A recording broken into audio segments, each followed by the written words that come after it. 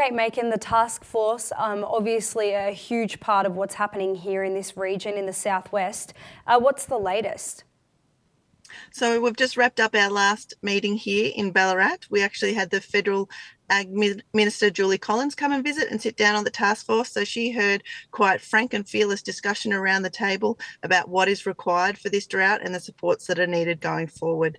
So I'm optimistic of what's going to happen with the task force and the package that will be perhaps announced in the next couple of weeks' time. We also had the State Agri Minister, Spence, in the room as well. So she's been in the room all three meetings, which has been really great. So she's understood the issues and the complexity of the problems that we're having dealing with the drought.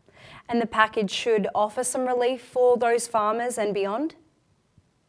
Yeah, so the Premier has said that this package will offer release for farmers going forward, that is for sure, but also mid and long-term supports in place as well, not just the immediate, but make sure there's mid and long-term ones in place as well. And the task force is not finished, but that's by all means.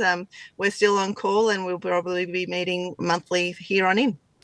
It just depends on the drought and what it looks like. It's an open-ended question. We know that there's no end date for drought. So it just depends on when those supports need to be wound up or whether they don't need to be wound up. We'll be looking at it and monitoring it quite constantly all the time and making sure that those supports are in place for those farmers in those regions going forward. And not to mention the incredible rain that we've seen over the past week. So that's good to see back on the soil. Yeah, and we know rain is great, but it hasn't been enough. The dams are not filling up. There's no runoff to dams. The rain that's coming is just soaking back into the ground. So farmers will still need to access feed and fodder for another 16 weeks before that grass will grow, because the temperatures are way too cold for that grass to grow. So we need to support the dairy farmers and the wider community going forward. Awesome. Thank you very much for joining me. Thank you.